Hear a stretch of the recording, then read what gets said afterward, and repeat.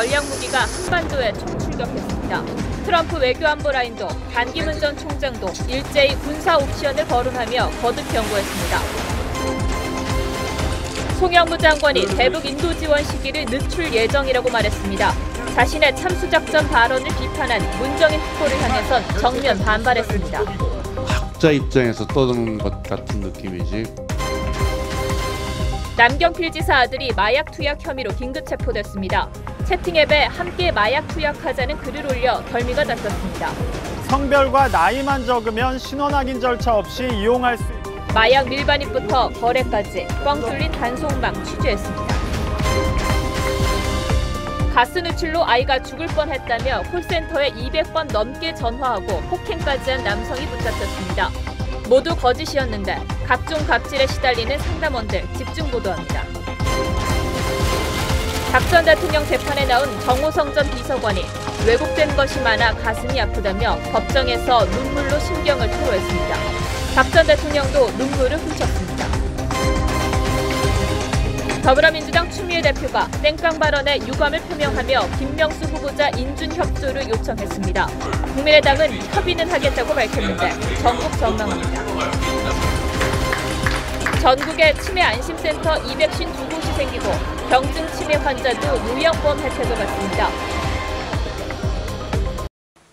시청자 여러분 안녕하십니까? TV조선 9시 뉴스 전은책입니다. 요즘 정치인들 주변 사람 관리 잘해야 할 것 같습니다. 흔히 인복이 없다고들 하죠. 이해운 바른정당 전 대표에게 주었다는 김치 박스를 찍은 사진이 공개되는 걸 보면서 참 세상 무섭다는 생각을 했습니다. 그런데 정치인의 진짜 인복은 자식인 것 같습니다. 얼마 전 야당 모중진 의원의 아들이 판사였죠. 지하철에서 몰카를 찍다가 시민들에게 붙잡힌 적이 있었습니다. 이번엔 남경필 경기도지사 아들이 중국까지 가서 필로폰 4g을 들려왔다가 적발되었습니다.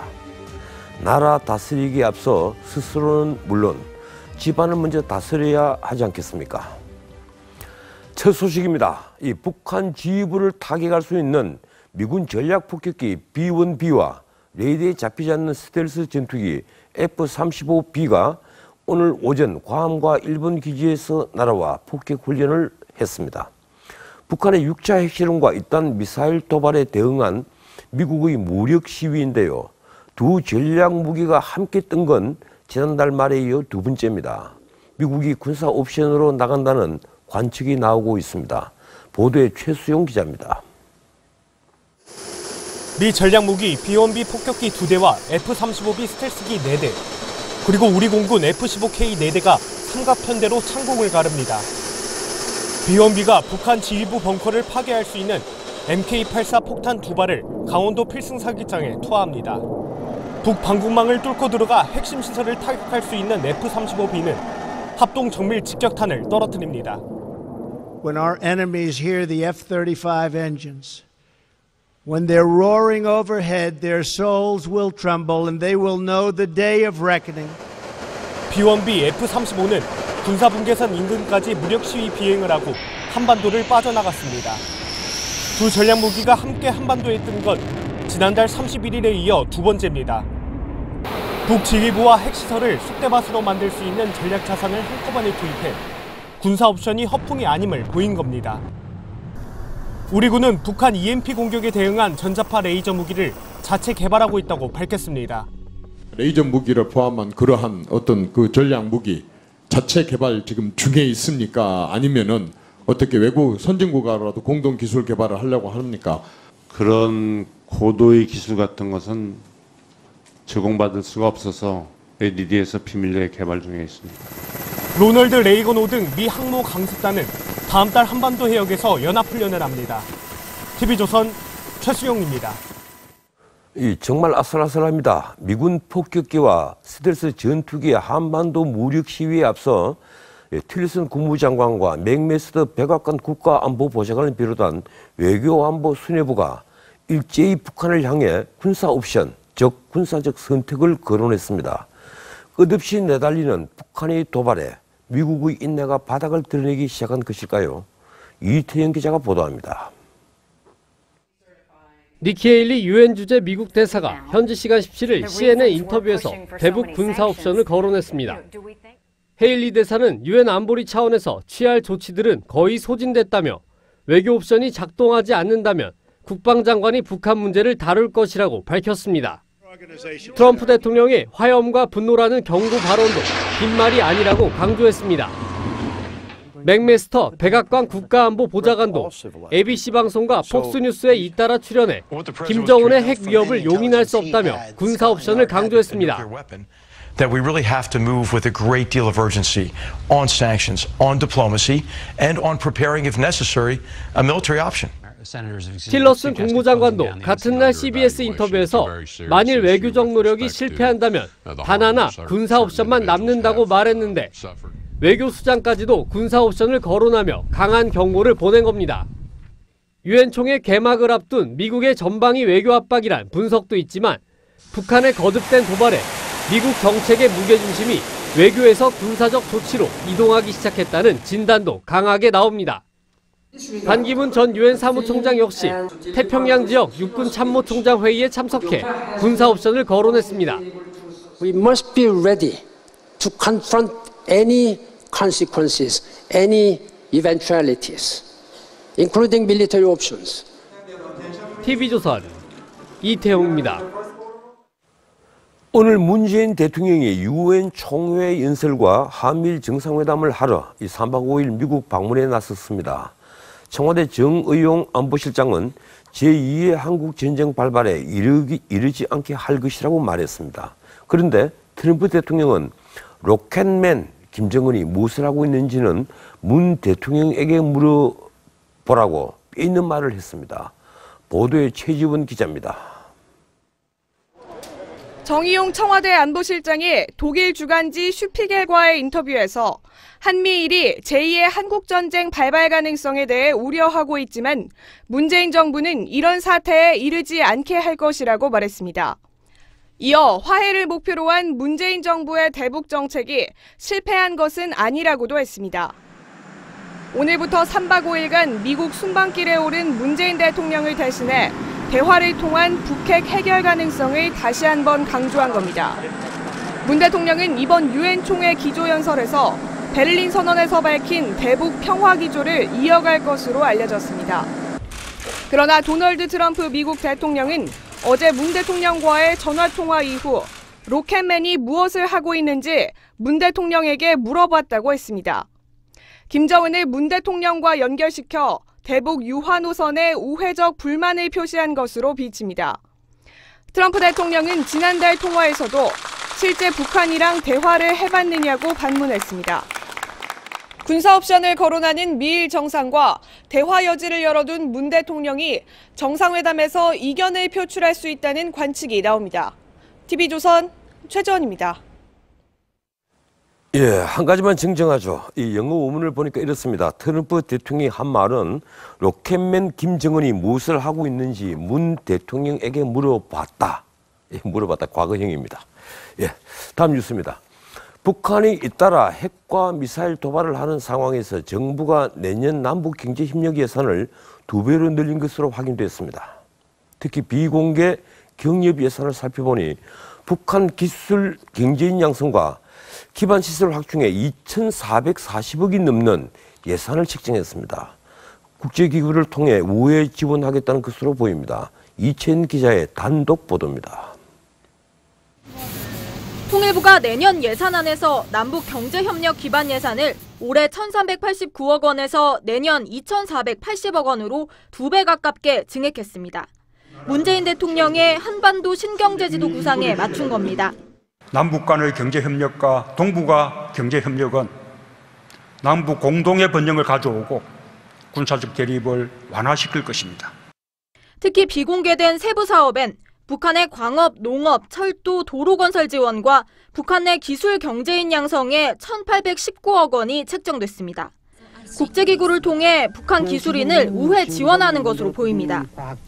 김정은이 핵과 미사일 개발을 위해 과학기술자와 전문가 양성에 열을 올리는 상황에서 적절하지 않다는 지적이 나옵니다. 오늘은 핵혈사 대원들이야말로 온 나라가 떠받들어야 할 진짜 애국자.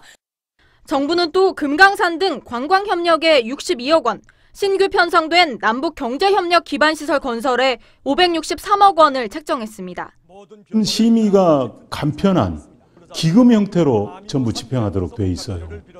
그중에서도 소위 경제협력 사업이 약 2,445억인데 전체의 87%가 비공개 예산입니다. 통일부 관계자는 대북 협상과 관련된 사업으로 비공개했다고 밝혔습니다. TV조선 이채연입니다. 그런데 북한은 인도적으로 지원받은 구호품을 빼돌려 지배층에게 나눠주고 있다는 보도가 나왔습니다. 영유아 분유까지 노동당 간부가 배급받아 간다는 겁니다. 정부가 추진하는 대북 인도적 지원이 자칫 북한 지배층 결속에 악용될 수 있다는 걱정이 나옵니다. 백도우 기자입니다. 자유아시아 방송은 북한이 인도적 지원 목적의 구호품을 특권층 배불리기에 악용한다고 보도했습니다. 북한이 2015년부터 노동당 간부에게 매달 500g씩 공급하는 분유는 세계식량계획이 보내준 것이라며 임산부, 영유아 대상 지원 물자를 배급 계층에게 빼돌린 것이라고 폭로했습니다. 북한 당국이 WFP의 눈을 피해 국제사회를 기만하기 때문에 지원 목적과 다르게 악용되고 있다는 겁니다. 앞서 이명박 전 대통령도 우리가 지원한 쌀과 라면 포장 용기가 군부대에서 발견됐다며 112억 원을 들여 지원했던 신종플루 백신은 평양 지도층 가족이 독점했다고 회고록에 썼습니다. 배분하는 장소만 보여주고 다시 돌아간 다음에는 회수하는 체계이고 모니터링 요원들에게 보여준 다음에는 평양이나 군부대 이런 특수층 지역으로 배분된다고. 정부의 800만 달러 지원 방침에 대해 야당은 특단의 예방책이 없으면 김정은 체제 유지에 이용될 수 있다고 지적합니다. 왜 대북 지원을 강행하는지 이해가 안 되지만 꼭 해야 한다면 북한이 반대하는 것으로 전해진 WFP의 감독관을 한국어 능통자로 꼭 파견해야 할 것입니다. TV조선 백대우입니다. 송영무 국방부 장관이 대통령 통일외교안보 특보인 문정인 교수에 대해 대통령 특보 같지 않아 개탄스럽다고 국회에서 공개 비판했습니다. 문 특보가 상대선 안 될 사람이라고도 했습니다. 이 문 대통령 외교안보라인 내부 갈등이 커졌습니다. 김정우 기자가 보도합니다. 송영무 국방부 장관은 문재인 대통령을 오랫동안 자문해온 문정인 특보에 대해 상대할 사람이 아니라고 직격탄을 날렸습니다. 월락 자유분방하는 사람이기 때문에 저 사람하고는 상대에서는 될 사람이 아니구나. 개탄스럽다는 표현까지 했습니다. 그분은 학자 입장에서 떠드는 것 같은 느낌이지 그 안보 특보라든가 정책 특보 사람 같지 않아서 좀 개탄스럽습니다. 문 특보는 송 장관의 발언에 대해 노코멘트라며 답변을 피했습니다. 외교안보 라인 핵심 인사들 사이에 갈등이 공개 표출되는 양상입니다. 송 장관은 통일부가 최근 발표한 800만 달러 규모의 대북 지원 계획에 대해선 그 시기가 늦추어질 거라고 했습니다. 지원하는 시기는 굉장히 늦추고 조절할 예정이라고 제가 들었습니다. 전술핵 재배치를 두곤 2주 사이에 입장이 완전히 바뀌었습니다.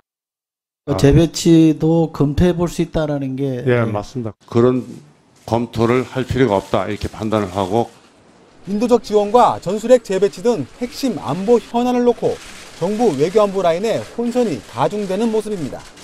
TV조선 김종우입니다. 북한이 대륙간 탄도미사일 화성 14형에 수소탄을 싣고 중거리 탄도미사일 화성 12형엔 원자탄을 탑재할 거라는 분석이 나왔습니다. 이스라엘 미사일 전문가가 탄두 도면까지 곁들여서 내놓은 분석인데요. 핵미사일을 완성하는 최종 단계에 들어섰다는 얘기입니다. 안형영 기자가 보도합니다. 이스라엘의 미사일 전문가 탈 인바르가 북한 중장거리 미사일과 그 안에 들어간 핵탄두 모형도를 내놓았습니다. 중거리 미사일인 화성 12형에는 공 모양의 핵탄두가, ICBM인 화성 14형에는 호리병 모양의 수소탄두가 탑재될 것으로 분석했습니다. 괌을 겨냥하는 화성 12형은 원자폭탄이고 하와이와 미 본토를 타격할 수 있는 화성 14형은 수소폭탄이라는 얘기입니다. 북한 김정은은 6차 핵실험 직전인 지난 3일 호리병 모양의 수소탄두를 선보였습니다. 화성 14형용 탄두로 표현했습니다. 수소탄의 기술적 성능을 최첨단 수준에서 보다 갱신했습니다. 지난해 3월에 공개한 공 모양의 핵탄두 재진입체는 화성 12형과 닮았습니다. 북한은 화성 12형을 서해안에서 쏘다 최근에는 내륙인 평양 순안으로 옮겼고 미사일에 달린 계측 장비도 모두 떼냈습니다. 미사일이 시험 단계를 벗어나 안정화됐다는 얘기입니다. 미사일은 처음 시험 발사할 땐 추락 위험 때문에 해안에서 하지만 신뢰도가 높아지면 내륙에서 발사하는 패턴이 반복되고 있습니다. 송영무 국방장관은 북한이 화성 12형을 추가 발사해 괌 포위 사격 능력을 보여주려 할 것이라고 했습니다. TV조선 안형량입니다.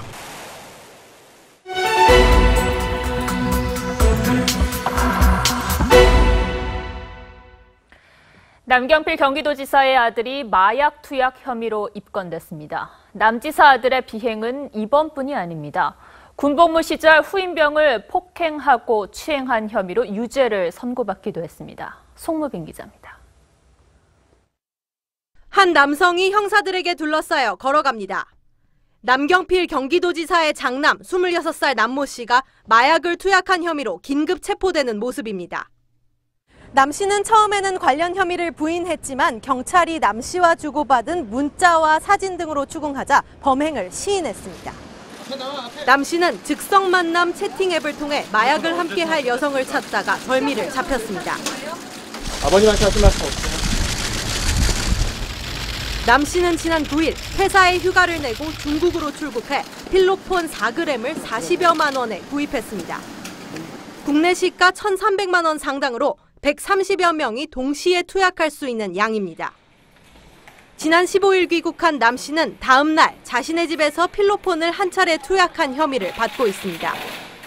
공범관계나 이런 거 있는지 여부, 전에도 뭐 투약이나 이런 게 있었는지 부분도. 남 씨는 군복무 시절 후임병을 폭행하고 추행한 혐의로 집행유예를 선고받기도 했습니다. 이번 사건은 독일 출장 중인 남경필 경기도지사가 SNS에 아들의 범죄 사실을 공개하면서 알려졌습니다. 남 지사는 모든 일정을 중단하고 내일 오전 귀국할 예정입니다. TV조선 송무빈입니다. 이번 사건을 계기로 마약 밀반입과 거래 실태가 어떤지 취재했습니다. 더 은밀해지고 진화하고 있습니다. 이 마약 거래 수단으로 채팅 앱을 사용했는데요. 채팅 앱은 성매매 수단으로도 자주 악용되죠. 이어서 차순우 기자입니다. 경찰이 모텔방에 들이닥칩니다. 화장대 위에 필로폰과 주사기가 널려 있습니다. 채팅 앱으로 만난 성매매 여성들과 함께 필로폰을 투약했던 일당들입니다. 마약류 관리하러 보면 이거 하나 하는 거 싶었는데요. 이번에 입건된 남 씨 역시 즉석 만남 채팅 앱에서 마약을 함께 투약할 여성을 찾았습니다. 남 씨는 여성으로 위장한 경찰에게 투약 의사를 묻는 메시지를 보냈던 것으로 알려졌습니다. 채팅 앱인 마약 거래 등 관련 범죄에 악용되는 건 성별과 나이만 적으면 신원 확인 절차 없이 이용할 수 있기 때문입니다. 채팅 앱에서는 성매매뿐 아니라 마약을 함께 투약하자거나 판매한다는 글도 어렵지 않게 찾아볼 수 있습니다. 작대기나 크리스탈 등 마약을 뜻하는 은어가 사용됩니다. 채팅 앱과 SNS 등을 통한 인터넷 마약 범죄도 증가 추세에 있습니다. 신상 정보가 특정되지 않고 있었던 내용도 금세 없어지기 때문에 범행의 착수와 실행을 위해서는 아주 편리한 도구다. 국내에만 130여 개 업체가 채팅 앱을 운영 중이고 회원 수는 330만 명에 달합니다. TV조선 차순우입니다. 마약 밀반입도 생각보다 어렵지 않았습니다. 이 전문 마약 사범도 아닌 남경필 지사의 아들은 마약을 몸에 지니고 그냥 입국했습니다. 인천공항 마약 검색망에 구멍이 뚫렸습니다. 계속해서 한송원 기자입니다. 20대 여성이 인파에 섞여 인천공항 입국장을 통과합니다. 신체 은밀한 곳에 마약을 숨기고 무사히 입국하는 장면입니다. 남경필 지사의 아들 역시 15일 중국에서 입국하며 속옷 속에 필로폰 4g을 숨겨왔습니다. 입국장 안에 보니 대부분의 여행객들이 세관 신고서만 낸 채로 쉽게 입국장을 빠져나옵니다. 특이사항이 없는 한 세관 검색의 대상이 되지 않기 때문입니다. 인천본부 세관은 화물 엑스레이 검색과 경유국가, 체류기간 분석 등을 통해 마약 운반 의심자만 추려 정밀 검색을 실시합니다. 마약 테스트기로 혐의자 옷이나 가방에 잔류마약을 찾거나 탐지견 10여 마리가 냄새를 맡도록 하는 겁니다. 하지만 마약 검사를 체감하는 이용객은 거의 없습니다. 입국장 나오실 때 그 마약 탐지견 같은 거 보셨나요? 못 봤어요. 네. 하루 10만 명에 달하는 공항 이용객을 전수 검사하기엔 물리적으로 역부족입니다. 하루에도 뭐 10만 명 이상씩 왔다 갔다 하는데 100% 다 검사 진행을 할 수가 없잖아요. 남지사 아들처럼 전과 등 특이사항이 없으면 세관 검색 대상이 되지 않습니다. 해외 마약상이 여행객을 마약 운반에 악용한다면 속수무책인 셈입니다. TV조선 한송원입니다. 소방관 2명의 생명을 앗아간 강릉 성난정 화재 현장에서 합동 감식이 진행됐습니다. 경찰과 소방당국은 외부 침입 가능성을 수사하고 있습니다. 이승훈 기자입니다. 검게 탄 기둥을 굴삭기로 올리고 특수장비로 감식을 합니다. 강릉 소방서 소속 59살 이용욱 소방이와 27살 이호연 소방사가 숨진 화재 현장입니다. 국가수 등은 성난정 붕괴로 이어진 화재 원인을 찾기 위해 합동 현장 감식을 벌였습니다. 현장에서는 페인트와 신어 등 인화성 물질이 발견됐습니다. 발화는 아니더라도 불이 번지는 데 영향을 줬을 가능성이 높습니다. 네, 인화물질 요건 부분은 아마 중점적으로 그렇게 감정이 돼야 될 부분이고요. 일단 용기 몇 개는 지금 확인이 된 부분도 있고 해서 경찰은 성난정에 전기가 끊겨 있었기 때문에 누전 가능성은 낮다고 보고 있습니다. 경찰이 집중적으로 보고 있는 건 외부 침입자의 실화나 방화 가능성입니다. 이를 위해 인근에 주차한 차량의 블랙박스를 확보해 분석하고 있습니다.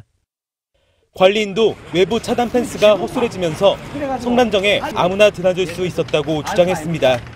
한 며칠 전에부터 이걸 철수를 했다고. 그럼 여기는 뚫힌 상태야. 그리고 여기는 완전히 들어갔다 나왔다 할 수 있어. 순직 소방관 2명의 장례는 내일 강릉시청에서 강원도지사장으로 치러집니다. 소방청은 훈장을 추서하기로 했습니다. TV조선 이승훈입니다. 무료로 공연을 한다며 노인들을 끌어들인 뒤 상조 서비스 가입을 유도하는 이른바 상조 떴다방이 기승을 부리고 있습니다. 홍영재 기자입니다. 서울 강북 일대에 붙은 전단지입니다. 서울의 한 대학 강당에서 북한 출신 예술단이 무료 공연을 한다고 홍보합니다. 공연장을 찾아가 봤습니다. 실제로 북한 전통 무용과 노래 등을 선보입니다. 최승희 선생님이 작품으로 불리던 사비문을 보시겠습니다. 하지만 잠시 뒤 본색이 드러납니다. 상조회사 직원이 무대로 올라와 크루즈 여행과 상조 서비스 상품 구매를 권합니다. 저희가 정품업체를 하려면 여러분들이 가는 경우에 절반 정도 금액에 제가 할인의 PT로 카드 발급을 해드릴게요. 그래서 확인 결과 해당 상조업체는 지난 2015년 공정거래위원회로부터 할부거래법 위반 사실이 적발돼 과태료 처분을 받았던 곳이었습니다. 대학 강당에서 열리는 공연을 빌미로 사실상 상품 판매를 하고 있지만 대학 측은 이를 알지 못했습니다. 업체 측은 초대권에 상품 판매를 미리 고지해 문제가 없다는 설명이지만 뒷면에 깨알 같은 글씨로 써 있어 알아보기가 쉽지 않습니다. 저희는 합법적으로 초대권에다가 관호상제 예법이나 크루즈 설명을 합니다. 공정거래위원회는 공연 목적을 사전에 충분히 설명하지 않으면 허위 광고나 소비자 기만에 해당한다고 지적했습니다. TV조선 홍영재입니다.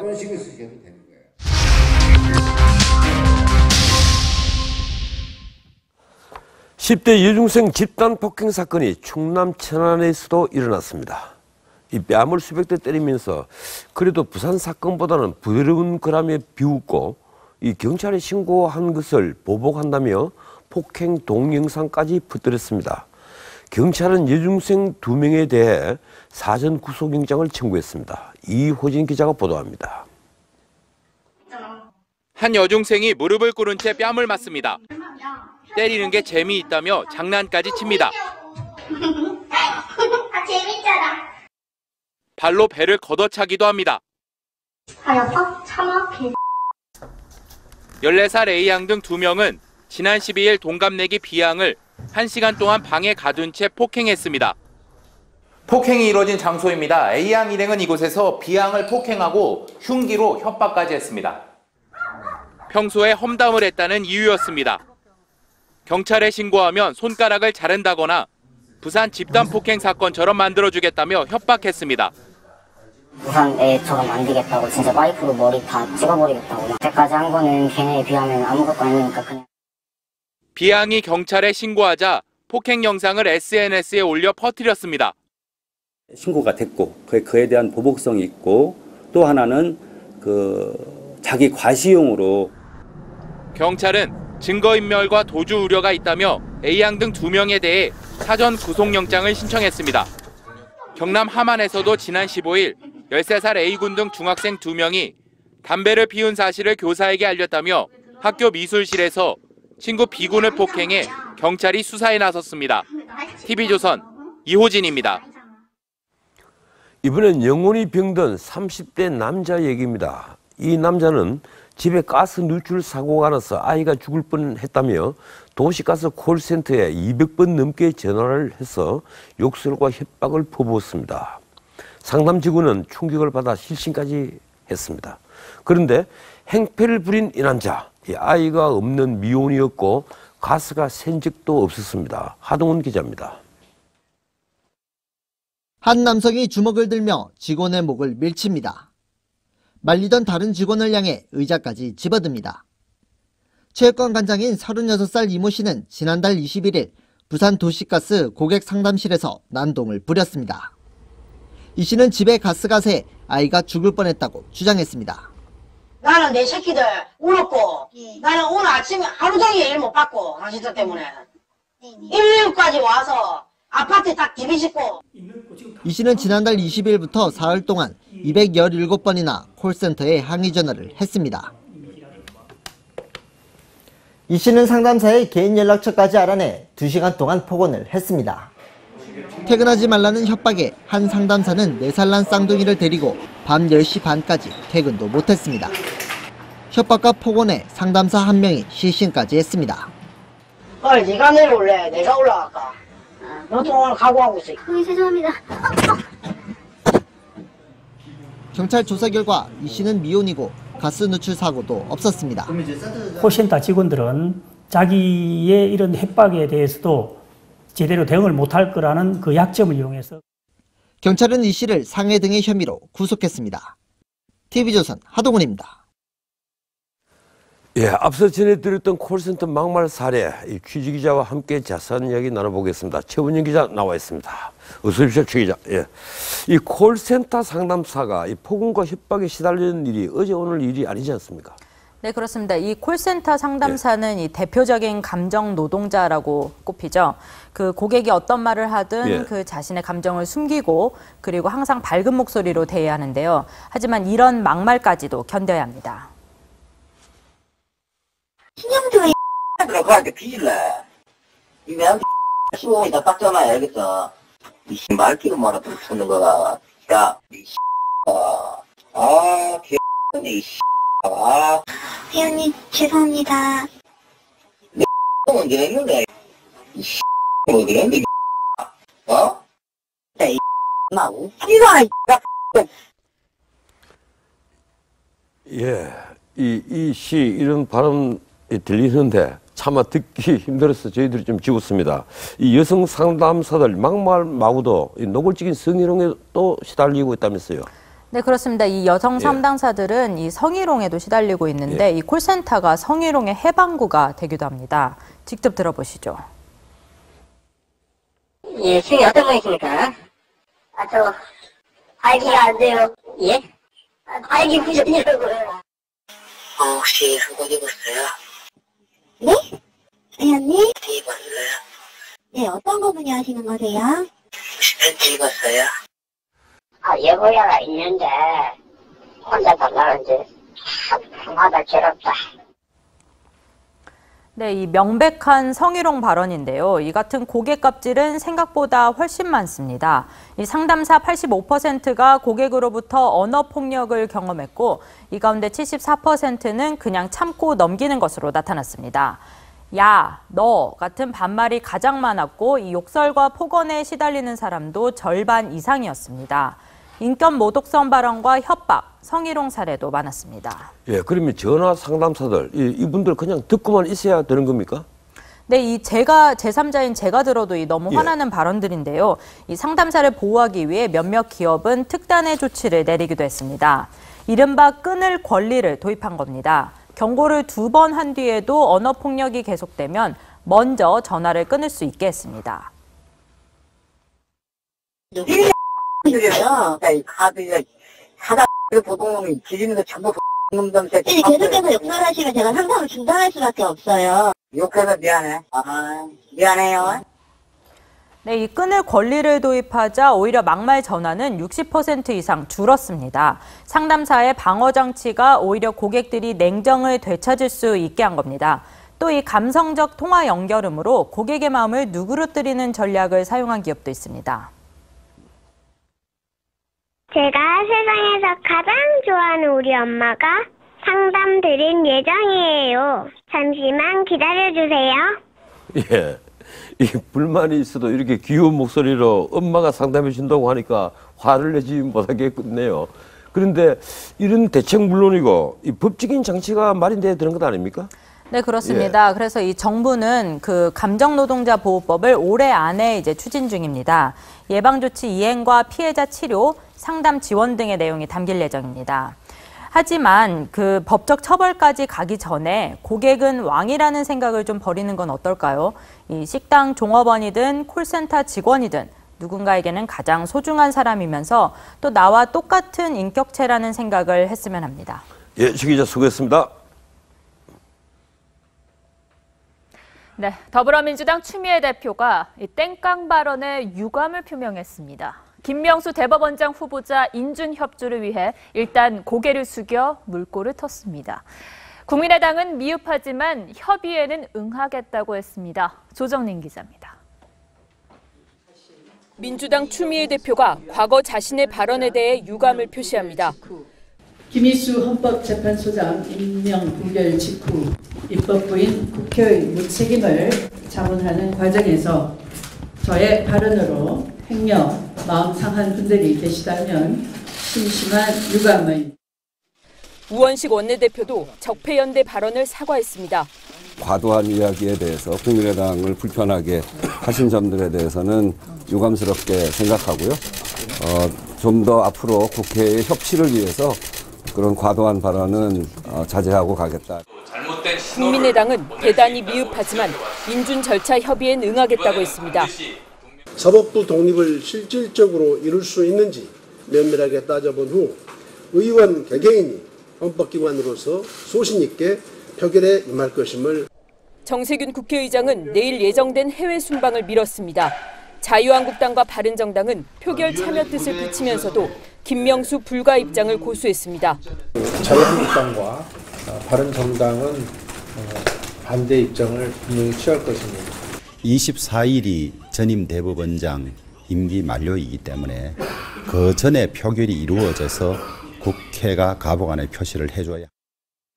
여당 지도부의 이딴 사과로 김 후보자 인준안 처리에 물꼬는 트였지만 임명안이 통과될지는 미지수입니다.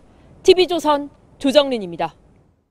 이해운 전 대표의 금품수수 의혹에 이어 남경필 지사 아들의 마약 투약 혐의까지 터지면서 바른정당은 당혹해하고 있습니다. 특히 자강론을 외치던 인사들이라 타격이 더 큽니다. 이유경 기자입니다. 독일 출장 중이던 남경필 경기도지사는 자신의 페이스북에 마약 투약 혐의를 받고 있는 큰아들 문제와 관련해 사과 입장을 밝혔습니다. 내일 기자회견을 자청하는 등 발빠르게 움직이고 있지만 정치적 타격도 예상됩니다. 바른정당 역시 이해운 전 대표의 금품수수 의혹과 유승민 의원의 비대위원장 추대 무산 등으로 내홍을 겪은 데 이어 남지사 아들의 마약 문제라는 또 다른 악재를 만나게 됐습니다. 공교롭게도 이 전 대표와 남지사, 유승민 의원 모두 이른바 자강론을 강조해왔던 인물입니다. 자강파의 입지가 약해질 수도 있다는 전망이 나오자 자강파로 분류되는 인사들은 진화에 나섰습니다. 궁극적으로 통합을 반대하는 거 아닙니다. 통합을 할 때 하더라도 혁신이 전제가 된, 그래서 국민들이 좀 박수 쳐주는. 바른정당은 새 지도부 구성을 위해 오는 11월 13일 전당대회를 열고 위기 극복에 나선다는 방침입니다. 하태경 최고위원이 처음으로 대표직 출마를 선언한 가운데 유승민 의원이 당권 도전에 나설지도 관심입니다. TV조선 이유경입니다. 이번에 박근혜 전 대통령 재판 소식입니다. 박 전 대통령과 이른바 문고리 3인방 중에 한 명인 정호성 전 비서관이 법정에서 처음 만나 함께 눈물을 흘렸습니다. 정호성 전 비서관은 국정농단 사태가 박 전 대통령의 국정 책임감이 커서 생긴 일이라고 말했습니다. 주은진 기자가 보도합니다. 법정에서 처음으로 박근혜 전 대통령을 마주한 정호성 전 청와대 비서관은 증인석에 앉기 전에 박 전 대통령을 향해 90도로 인사했고 박 전 대통령은 목례로 답했습니다. 하지만 증인신문엔 응하지 않았습니다. 정 전 비서관은 오래 모신 대통령님이 재판받는 참담한 자리에서 어떤 말도 할 수 없다면서 심적 고통을 감내하기 어려워 증언을 거부하겠다고 말했습니다. 정 전 비서관은 별도로 발언 기회를 얻어 왜곡되고 잘못 알려지는 것이 많아 안타깝다며 이번 사건은 대통령님이 국정에 책임감이 많아 생긴 일이라고 했습니다. 정 전 비서관은 발언 도중 몇 차례 울먹였고 박 전 대통령도 휴지로 눈가를 훔쳤습니다. 유영하 변호사는 소리내어 흐느꼈습니다. 얘기 듣고 약간 감동하신 것 같던데 좀 어떻게 받아들이시는지, 증언을 거부한 게 불리한 것 같으신지. 정 전 비서관 신문은 40여 분 만에 끝났습니다. TV조선 주원진입니다. 이명박 정부 이른바 적폐청산이 확대되고 있습니다. 이 이명박 정부 국정원의 문학의 블랙리스트에 오른 것으로 알려진 배우 문승근 씨가 이명박 전 대통령 소환 조사를 요구했습니다. 민주당 이철희 의원은 군의 댓글 공작에 김관진 당시 국방부 장관이 개입했다고 주장했습니다. 김도영 기자가 보도합니다. 이명박 정부 국가정보원에 의해 방송 출연 배제 등 불이익을 받은 것으로 알려진 배우 문성근 씨가 검찰의 참고인으로 출석했습니다. 첫 번째는 경악스럽고 두 번째는 개탄스럽습니다. 자신을 깎아내리려고 여배우와의 합성 사진까지 만들어 퍼뜨린 것을 강력히 비판했습니다. 이명박 정권의 수준이 일베와 같은 것이 아니었나. 세계 만방의 그야말로 국격을 있는 대로 추락시킨 것에 대해. 문 씨는 국정원의 블랙리스트를 직접 보고받은 이 전 대통령도 불러 조사해야 한다고 주장했습니다. 검찰은 내일 역시 불이익을 받은 것으로 알려진 방송인 김미화 씨를 소환할 계획입니다. 이철희 더불어민주당 의원은 국군사이버사령부 정치댓글 공작에 김관진 당시 국방장관이 직접 개입했다고 주장했습니다. 댓글 작업에 군이 정치 개입을 하고 선거 개입을 한 것의 정점에 저는 국방부 장관, 당시 김관진 전 장관이 있었다고 봅니다. 이 의원은 2012년 사이버전 작전 지침 등 자료를 공개하며 김 전 장관이 직접 결재해 관련 활동을 모를 리 없다고 말했습니다. TV조선 김도영입니다. 검찰과 별도로 고위공직자 범죄를 수사할 이 고위공직자 비리수사처 조직이 윤곽을 드러냈습니다. 검사와 경찰, 수사관까지 많게는 120명이 넘는 거대 조직으로 검찰이나 경찰이 수사 중인 사건도 공비처, 공수처가 요구하면 넘겨주도록 해 검찰과 마찰도 예상됩니다. 김태훈 기자가 보도합니다. 고위공직자 비리수사처도 취지를 하고 검경 간의 수사권 조정도 많지. 법무부 산하 법무검찰개혁위원회가 문재인 대통령의 공약사항인 공수처 권고안을 발표했습니다. 공수처는 처장과 차장 아래 검사 50명과 수사관 70명까지 최대 122명으로 구성될 예정입니다. 그동안 거론되던 검사 20명 수준을 크게 뛰어넘는 거대 기관입니다. 수사 대상은 대통령과 국무총리, 대법원장 등 기관장과 판검사, 고위경찰, 교육감 등 고위공직자들로 퇴임 후 3년까지 수사가 가능하고 직계가족도 포함됩니다.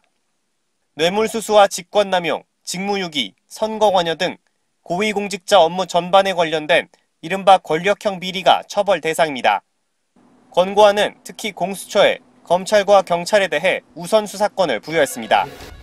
검찰과 경찰은 수사하는 사건을 보고하고 공수처장이 요구하면 사건을 넘기도록 했습니다. 동일한 범죄에 대하여 공수처와 검찰이 동시에 수사할 때는 공수처의 사건을 이첩합니다. 하지만 특별한 경우엔 예외를 허용해 공수처와 검찰 간에 기싸움이 벌어질 수 있습니다. 법무부는 권고안을 토대로 정부 입법안을 만들어 국회에 제출할 계획입니다. TV조선 김태훈입니다. 정부가 경증 치매 환자도 장기 요양보험 혜택을 받도록 하는 방안을 추진하기로 했습니다. 이 사실상 모든 치매 환자에게 건강보험 혜택을 주겠다는 의미입니다. 유혜린 기자입니다. 보건복지부는 오늘 치매 국가 책임질 대국민 보고대회를 열고 경증 치매 환자도 장기 요양 서비스를 받을 수 있게 하겠다고 발표했습니다.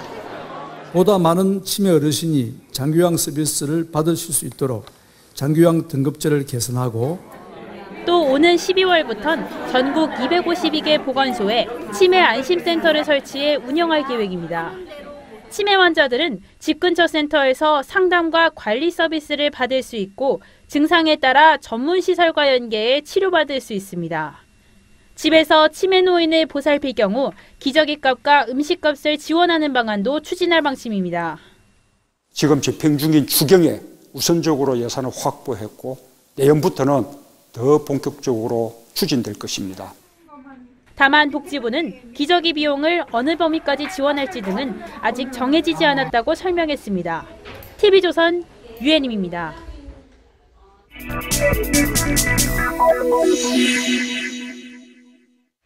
인천공항에 입점된 롯데 면세점이 전면 철수될 가능성이 거론되고 있습니다. 서울역과 영등포역 등 민자 역사가 국고로 기속되면서 여기 있던 롯데마트와 백화점도 문을 닫을 상황입니다. 롯데는 중국에서도 쫓기듯 떠나게 됐지요.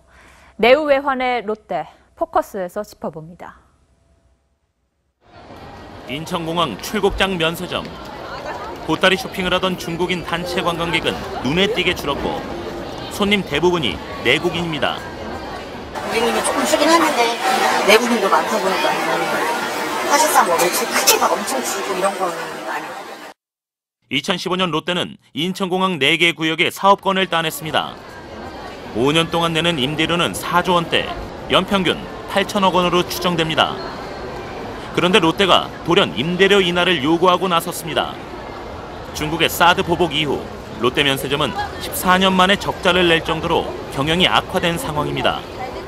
면세가 그렇게 문제라든지 그런 것보다는 정책적인 문제 때문이지 않습니까? 공항공사 측도 뭐 당사자니까 고통분담 차원에서 협상에 좀 나서줬으면 좋겠다. 롯데는 임대료 인하가 안 될 경우 매장 전면 철수까지 할 수 있다는 입장입니다. 인천공항의 전체 면세점 매장 개수는 78개입니다. 이 가운데 롯데 면세점의 매장 개수는 35개로 전체 45%의 비중을 차지합니다. 인천공항도 난감해합니다. 사드 보복으로 피해를 본 건 시내 면세점인데 공항에서 임대료 인하를 요구하는 건 받아들이기 힘들다는 겁니다. 또 공항 이용객은 오히려 늘었고 공항 면세점 매출도 지난해보다 소폭 늘었다는 겁니다. 단시일에 사실 결정을 낼 수 있는 문제는 아니고 협의를 하면서 뭐 우리가 또 지원 가능한 부분이 있는지. 서울의 관문, 서울역 롯데마트, 26년 된 지역상권 터줏대감, 영등포역 롯데백화점. 두 곳도 철수 위기입니다. 민자 역사의 민간 운영 기간이 끝나면서 국토교통부가 국가 귀속 방침을 밝힌 겁니다. 정리할 수 있는 기간을 충분히 부여를 해서 소상공인들이 피해가 없도록 저희들이 정부에 조치하겠습니다. 중국 롯데마트는 눈물을 머금고 사실상 철수가 결정된 상황.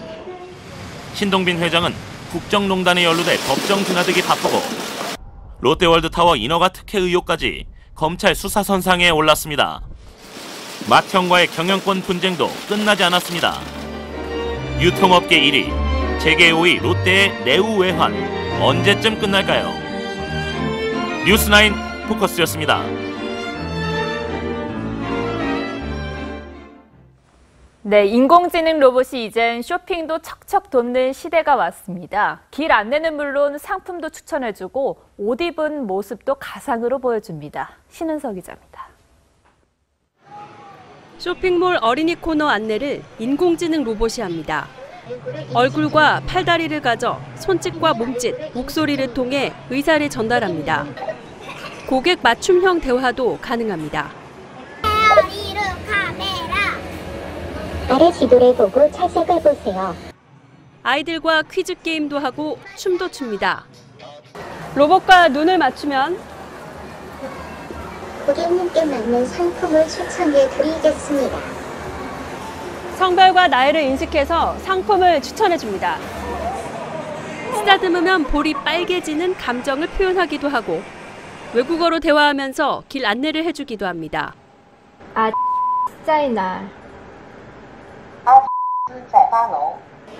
시뮬레이션으로 옷 입은 모습을 보여주기도 합니다.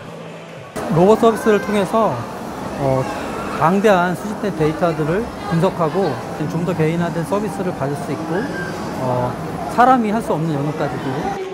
마트와 백화점을 중심으로 쇼핑 편의를 돕는 로봇 도우미 개발이 활발합니다.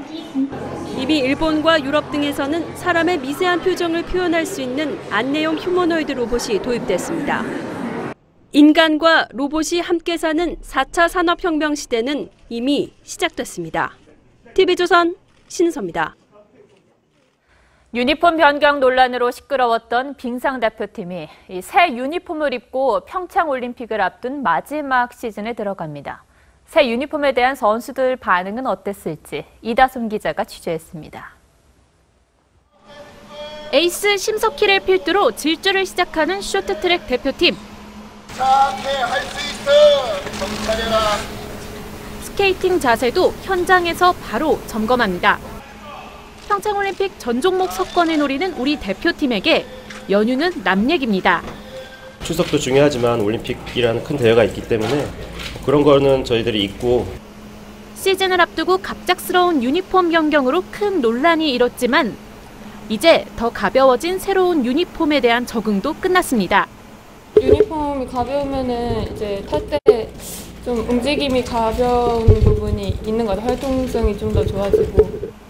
붉은색 호랑이 문양에다 금메달을 염원하는 금빛 가루가 뿌려져 있는 헬멧도 신선합니다.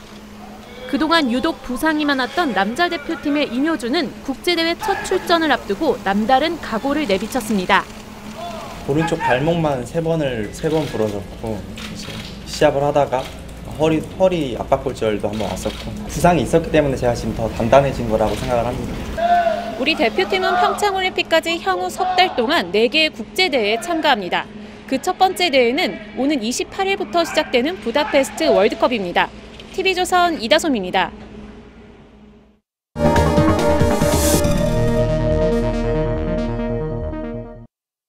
오늘 국회 국방위에서 송영무 국방장관이 문정인 통일외교안보 특보를 정면 비판했습니다. 그분은 학자 입장에서 떠드는 느낌이지 안보 특보가 아닌 것 같다, 개탄스럽다. 워낙 자유분방한 사람이라 상대해서는 안 될 사람이라 생각했다. 그냥 해프닝이라고 치부하기에는 서로 간의 패인골이 깊은 것 같습니다. 특히 북한을 보는 두 사람의 생각이 완전히 달라 보입니다.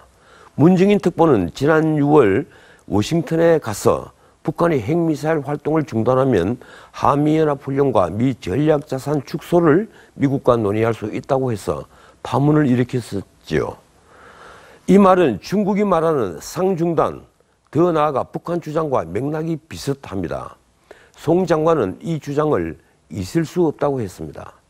문 특보가 송 장관의 북한 지도부 참수작전 언급을 비판하자 참수작전이 부적절하다고 생각하지 않는다고도 했습니다.